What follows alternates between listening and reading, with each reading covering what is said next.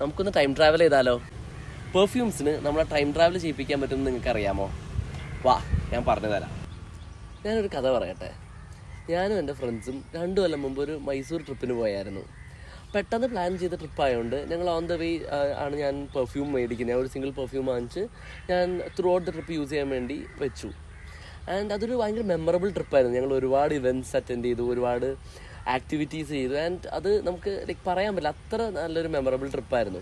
And ഞാൻ വന്നിട്ട് ആ പെർഫ്യൂം തിരിച്ച് കബോർഡിലെടുത്ത് വെച്ചു. അതങ്ങനെ യൂസ് ചെയ്തിട്ടുണ്ടായിരുന്നില്ല. ജസ്റ്റ് 2 days ബിഫോർ ഞാൻ ആ പെർഫ്യൂമിൽ നിന്ന് എടുത്തു. ഞാനൊന്ന് യൂസ് ചെയ്യാമെന്നുള്ളത് എടുത്തു. അത് 2 പ്രാവശ്യം അടിച്ചുള്ളൂ അത്.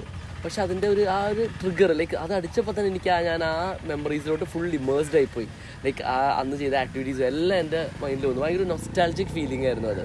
ഞാൻ അപ്പോഴേ അതിനെക്കുറിച്ച് കൂടുതൽ ജസ്റ്റ് ഒന്ന് റിസർച്ച് ചെയ്ത് നോക്കി, ലൈക്ക് എന്തുകൊണ്ടാണ് ഇങ്ങനെ എനിക്ക് വന്നതെന്നുള്ളത്. അപ്പം അതിനെ നമ്മൾ ഓൾഫാക്ടറി മെമ്മറി എന്ന് പറയും. അതായത് നമ്മുടെ സ്മെല്ല്, അതായത് നമുക്കൊരു സാധനം സ്മെല്ല് ചെയ്ത് കഴിഞ്ഞ് നമ്മുടെ മെമ്മറി ആയിട്ട് അത് ഭയങ്കരമായിട്ട് അസോസിയേറ്റ് ചെയ്യും. അതായത് നമ്മളിപ്പോൾ ഒരു ആക്ടിവിറ്റി ചെയ്യുന്നു, നമ്മളപ്പോൾ അതിനൊപ്പം എന്തെങ്കിലും സ്മെല്ലായിട്ട് അത് അസോസിയേറ്റഡ് ആണെങ്കിൽ ലേറ്റർ പോയിന്റ് ഓഫ് ടൈം അതേ സ്മെല്ല് കിട്ടുമ്പോൾ നമുക്ക് അതേ ആക്ടിവിറ്റിയും അന്ന് നമ്മൾ ചെയ്ത സാധനങ്ങളൊക്കെ ഓർമ്മ വരും.